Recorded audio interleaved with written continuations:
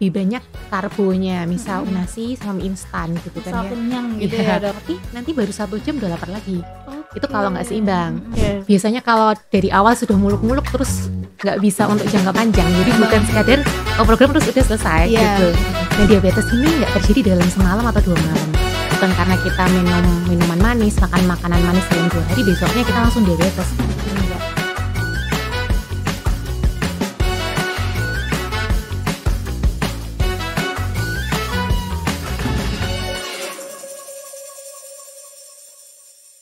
Halo Attorney Friends, ya balik lagi kita di segmen Attorney Talks. Hari ini Etika ditemani sama narasumber yang nggak biasa.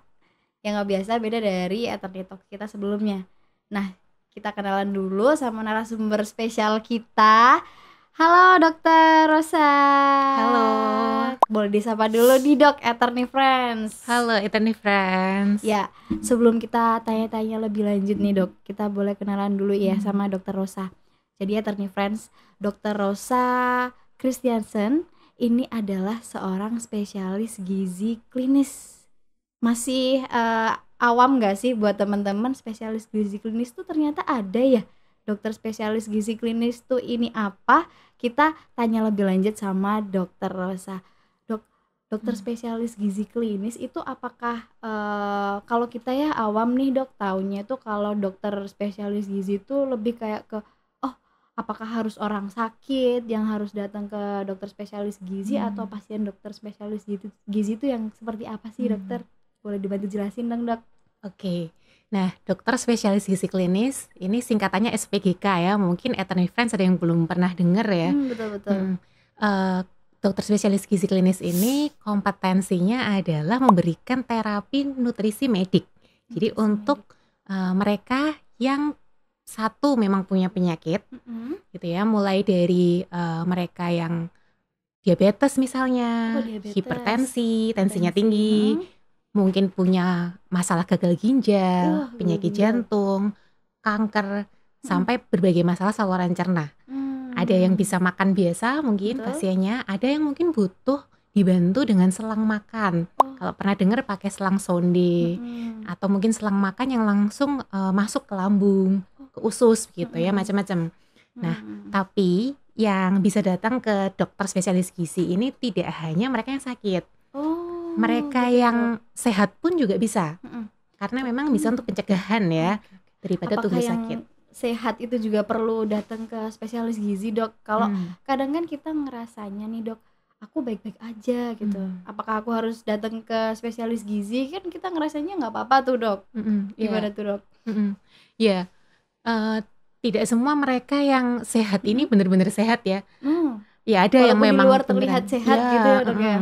Seger-seger aja badannya. Iya benar. Mungkin berat badannya kelihatan normal-normal aja. Nah, yang seperti saya ini dok. Nah, yang kita nggak ngerti biasanya komposisi tubuhnya oke nggak sih sebenarnya. Jangan-jangan berat badannya oke, tapi mungkin masa lemaknya berlebihan, misalnya gitu.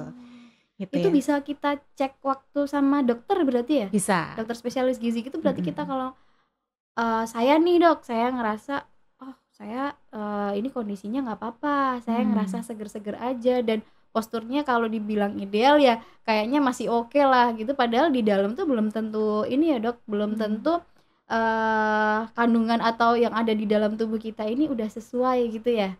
Betul dok. Dan itu apakah juga mungkin terjadi di usia-usia seperti usia-usia 20 tahun gitu dok? Oh banyak, pasien saya bahkan mulai dari anak-anak juga ya. Jadi mereka yang kurang gizi ataupun mungkin sekadar ingin mengoptimalkan tumbuh kembangnya. Apakah itu yang sedang hype saat ini dok, stunting itu? Itu juga. Ya. Jadi mesti cegah ya. Jadi jangan sampai udah sampai terjadi gitu baru datang kan. Ataupun mereka yang sudah dewasa yang punya kebutuhan pola makan mungkin berbeda. Ibu hamil, ibu menyusui. Pasti itu gitu. Perlu perhatian yang lebih ya dok, dan beda dari yang normal atau tidak ada kasus khusus atau memang sedang tidak hamil dan lain sebagainya. Itu memang perlu ini ya perhatian khusus ya dok ya. Iya betul. Oke dokter. Nah dok, kalau nggak salah ya Etika tuh pernah baca di suatu artikel nih dok, di suatu artikel itu mengatakan kalau nanti kita tampilkan datanya juga, di Indonesia itu ada fenomena bahwa masyarakat Indonesia itu 54% lebih itu dia mengonsumsi makanan manis dokter 1 sampai 6 minggu dok. 1 sampai 6 kali dalam seminggu, sorry dokter. 1 sampai 6 kali seminggu itu normal nggak sih dok kalau kita konsumsi makanan manis 1 sampai 6 kali seminggu tuh dok? Ya tentu itu berlebih ya. Berlebih ya hitungannya ya dok Walaupun ya? kita mungkin perlu lihat seberapa sih yang dikonsumsi, yang Betul. diminum, yang dimakan. Tiap minuman pun kadar gulanya juga bisa beda-beda. Berbeda ya Tiap dok ya? makanan kadar gulanya berbeda-beda. Tapi memang dari survei yang terakhir ini tahun 2023 yang paling baru, memang meningkat gitu ya dari kebiasaan. tahun sebelumnya Betul, ya? dari survei yang 5 tahun sebelumnya. Oke. Jadi kebiasaan makan dan minum manisnya orang Indonesia ini memang berlebihan. Ini menunjukkan bahwa orang Indonesia itu suka konsumsi makanan manis ya dok ya, dan minuman juga dok. Iya betul. Padahal kalau misal kita sebenarnya tubuh itu tetap membutuhkan kandungan manis gitu nggak sih dok? Tapi kalau memang berlebih, apakah itu baik untuk tubuh dokter? Iya. Nah, yang dibutuhkan oleh tubuh ini kan ada yang namanya makronutrisi, ya jadi karbohidrat, protein, lemak, dan juga mikronutrisi berbagai vitamin, mineral seperti itu. Gitu. Nah, bentuknya tidak harus selalu berupa sesuatu yang manis seperti minuman manis atau makanan manis. Sebetulnya dari pola makan yang seimbang saja, makan sumber karbohidrat, protein dan lemak begitu, nasi misalnya dengan lauk lengkap begitu sudah cukup dimakan dengan teratur. Tentu pilih snack yang sehat. Nah, itu sebetulnya tidak perlu tambahan snack-snack atau minuman manis yang berlebihan lainnya sebetulnya gitu. Sebenarnya sudah tercukupi sih dari makan seimbangnya. Oke, kalau untuk kebutuhan sudah tercukupi dok. Tapi kadang kita ya dok di luaran tuh pengen minumnya yang manis, terus dapat snack tuh yang ya sekarang tuh kan banyak snack yang dijual di supermarket dan lain sebagainya yang kadang kita nggak tahu ya dok kandungannya tuh sebenarnya sudah tercantum mungkin ya di dalam kemasan itu.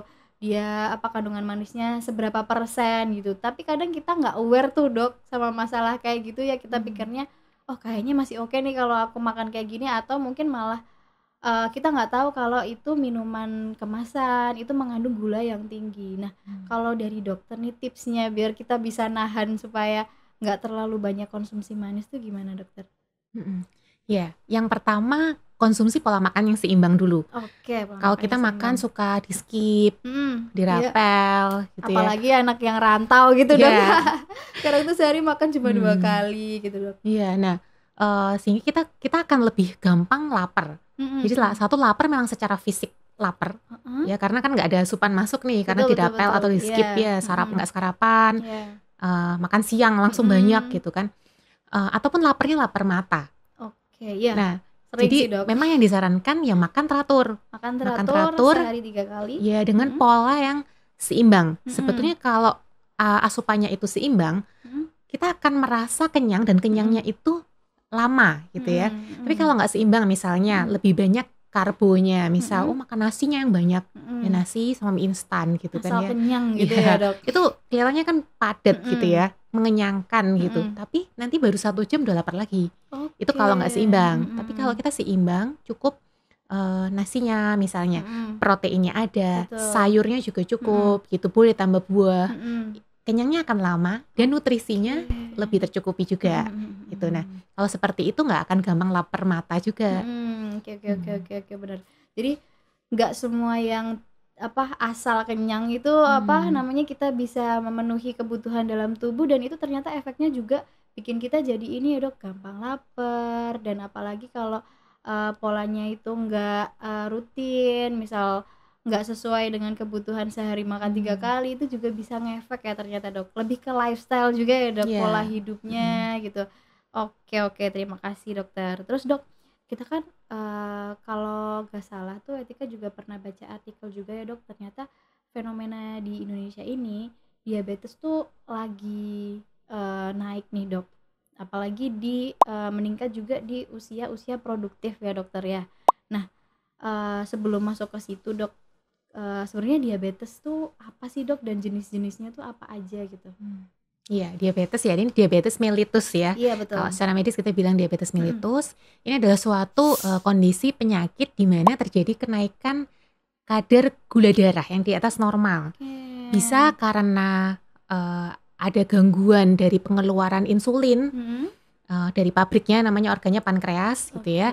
Atau mungkin sel-sel tubuh kita sudah nggak respon dengan baik terhadap insulin. Nah, insulin ini yang akan membawa masuk gula di dalam darah ini ke dalam sel, sehingga bisa dipakai untuk tenaga atau energi kita iya, gitu. betul. Nah, tapi kalau sel tubuh kita tidak respon sama insulin, gulanya kan nggak bisa masuk ya, jadi nggak dapat tenaga nih. Betul, Jadi dia betul, kan betul. muter-muter aja di dalam darah, jadilah gula darahnya tinggi. Nah, Betul, itu kayak betul, gitu betul. diabetes.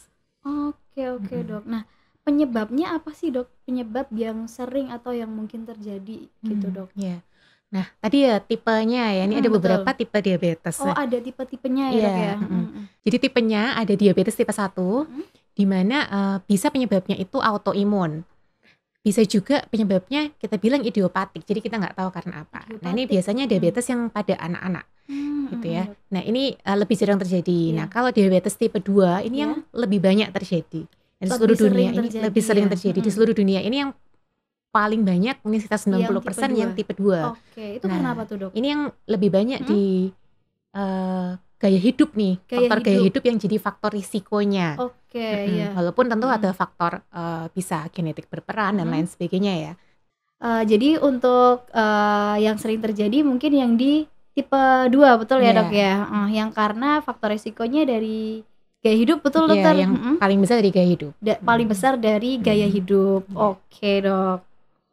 Kemudian nih dokter, nah tadi kan masalah tentang di gaya hidup tadi. Kira-kira tuh tipsnya buat usia produktif supaya gaya hidupnya itu lebih sehat lagi gitu dok, biar kita nggak terkena penyakit diabetes di usia muda gitu dok. Apa tuh dok?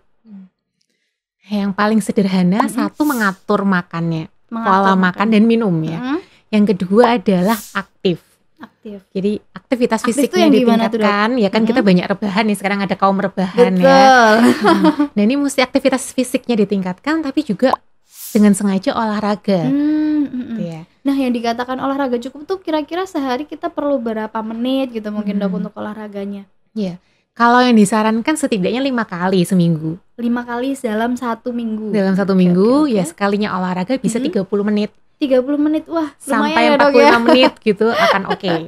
Oke, nah itu jenis olahraganya apakah ada tertentu atau kita bisa workout aja nih dok dari dalam ruangan gitu kan, yang lebih simpel nggak harus lari gitu, kira-kira apakah sudah terhitung cukup gitu, misal kalau kita dalam 1 minggu 5 kali melakukan workout selama 30 hingga 45 menit itu dok. Kan kadang kalau yang cewek-cewek lebih sering yang kayak gitu ya dok ya, gitu gimana dok? Iya. Kalau olahraga ini satu lakukan yang mungkin dilakukan dulu jenisnya ya. Jadi yang disukai dulu aja. Yang penting kita kejar frekuensinya dapat 5 kali seminggu gitu. Konsisten dulu Konsisten dulu, terus kita tingkatkan di durasinya. Itu mungkin awalnya cuma bisa 15 menit nggak apa-apa. Sudah lebih baik daripada enggak. Naikkan lagi jadi 30 menit. Boleh naik sampai 45 menit misalnya. Nah, terus olahraga ini ada yang jenis kardio gitu ya. Mulai dari yang jalan cepat, ada yang sampai lari, gitu. Ada yang sepeda statis, berenang, ada yang zumba dan seterusnya, boleh. Betul. Nah, tapi nanti pada akhirnya semua orang akan butuh ada kombinasi dengan latihan beban. Latihan beban itu juga penting ya berarti ya dok. Oke. Berarti kalau baiknya itu kita mulai dulu ya Attorney Friends dari konsisten. Kita konsistenin dulu, kemudian perlahan kita tambah di durasinya. Kemudian selain kardio kita juga bisa diangkat beban. Nah, kalau untuk angkat beban tuh frekuensi atau kepentingannya untuk di tubuh kita, kalau misal nih dari saya belum bisa angkat beban dulu nih dok, kira-kira masih nggak apa-apa atau better kalau buru-buru kita maksimalin di kardio dan angkat bebannya gitu dok? Mulai dari yang tadi ya, yang memungkinkan dilakukan dulu. Oke. Biasanya kalau dari awal sudah muluk-muluk terus nggak bisa untuk jangka panjang. Jadi yang mesti Malah nggak kita konsisten pikirkan ya, adalah Dok? jangka panjang. Oke. Jadi bukan sekadar ya nih mau program Mm-mm. olahraga untuk 1 bulan atau 3 bulan setelah itu selesai. Iya. Kayak gitu ya. Program itu baik ya. Mm-mm. Kita ada program gitu tuh oke, mau ikut. Kadang kan ada ya bikin program di mana gitu Iya, ya. banyak Nah, ya, Dok. itu baik untuk dimanfaatkan Mm-mm. untuk membangun habit. Jadi bukan Membangun sekadar program terus udah selesai Iya. gitu. Nah, tentu pasti dimulai dari yang paling bisa dilakukan dulu Mm-mm. gitu. Jadi nggak harus yang ya buru-buru semua jenis Mm-mm. olahraga dilakukan gitu. Cuman tadi ya pada akhirnya semua orang akan butuh latihan beban. Betul. Oke, berarti memang penting juga ya, Dok, tapi kita mulai dari small step ke big step gitu ya. Betul. Nah, kalau menurut Dokter Rosa sendiri di Indonesia ini dengan adanya fenomena diabetes yang mulai meningkat di usia-usia muda ya, Dok. Nah, itu perlu nggak sih kita kasih edukasi atau kita kasih apakah itu bisa untuk usia-usia muda tuh dilakukan sebagai tindak pencegahan gitu, Dok, sebelum kita akhirnya terkena gitu, Dok, atau mulai usia berapa kita sudah mulai harus aware nih untuk masalah kesehatan kita gitu, Dok? Tentu sejak dini ya. Jadi harusnya semua dimulai di rumah. Dari orang tuanya, kemudian ke anak-anak. Karena sekarang macam-macam penyakit, nggak cuma diabetes aja. Betul. Itu di anak-anak pun sudah mulai ada yang kolesterolnya tinggi, tensinya mulai naik, begitu. Jadi memang harusnya pola hidup, termasuk pola makannya, olahraganya, seharusnya dari anak-anak sudah dibiasakan nih, sudah dibangun habitnya, gitu. Nah, 2 hal itu kemudian nanti kalau sudah beranjak dewasa, nah baiknya juga melakukan seperti general check up gitu ya, atau medical check up yang bisa rutin dilakukan. Nah, itu untuk check up-nya pun juga bisa dilakukan dari usia dini ya, Dok ya? Iya, mungkin kalau udah dewasa ya, udah dewasa Oh, oke. udah dewasa. Kalau anak-anak boleh kalau terlihat memang ada risiko. Nah, ini mesti ke dokter dulu. Misalnya Iya. memang berat badannya berlebih, ya baiknya dicek.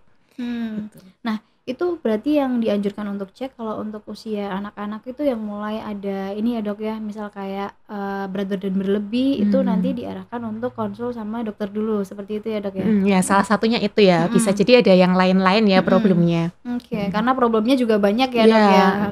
Oke.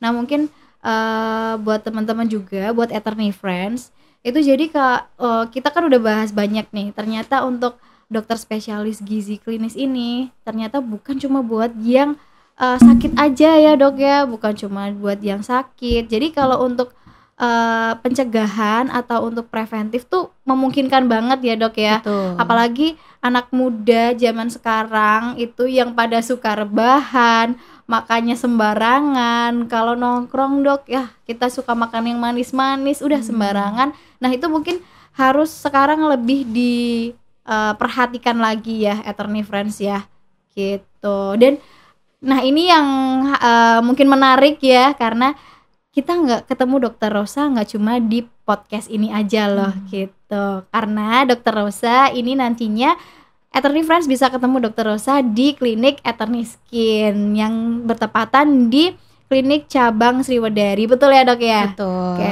Nanti kalau misal Attorney Friends datang ke klinik Sriwedari, ke klinik Attorney Skin Sriwedari, ketemu sama Dokter Rosa, kira-kira bisa ngobrolin apa aja, Dok? Misal kalau mau diet atau misal mau cek masa tubuhku seperti apa, Dok, itu bisa nggak sih, Dok? Iya, bisa. Jadi nanti silahkan Attorney Friends bisa datang, mau sehat, mau sakit, boleh. Oke, betul. Nanti saya akan pandu gimana sih pola makannya. Nah, Iya. terutama yang habit yang baik yang mau dibangun. Rekomendasi olahraganya gimana gitu. Dan kalau misal sudah punya hasil-hasil pemeriksaan penunjang ya, misal sudah cek lab nih kebetulan, Betul. bisa dibawa. Oke. Kalau belum nanti akan saya lihat dulu butuh atau enggak dicek, bisa. Oke. Kemudian nanti di sini juga bisa dilakukan pengukuran komposisi tubuh. Komposisi tubuh. Iya. Oke. Berarti di Attorney Skin pun kalau misal sebelumnya belum pernah melakukan cek, kalau datang ke sini kita juga bisa ngecek komposisi tubuh ya. Dan pasti dibantu juga dijabarkan oleh Dokter Rosa, seperti itu. Untuk terakhir nih, Dok, pesan-pesan supaya Attorney Friends nih punya pola hidup sehat, Dokter. Boleh, Dokter. Iya. Hari ini kita banyak bahas tentang diabetes ya, Iya, yang betul. meningkat kasusnya di usia produktif. Betul. Nah, diabetes ini nggak terjadi dalam semalam atau 2 malam. Bukan karena kita minum minuman manis, makan makanan manis dalam 2 hari, besoknya kita langsung diabetes. Kan enggak. Itu didapatkan karena pola makan dan pola minum, nggak olahraga juga, jangka panjang gitu. Nah, maka habit yang baik yang mesti dibangun ini juga untuk jangka panjang, bukan untuk 1 minggu, 2 minggu gitu ya. Dan ingat kalau penyakit itu datang juga nggak kasih kabar dulu. Iya, betul. Ya, jadi kita mesti cegah. Nggak say hi dulu Iya. ya sih, penyakitnya nggak say hi dulu. Oke, nah itu dia pesan-pesan dari Dr. Rosa.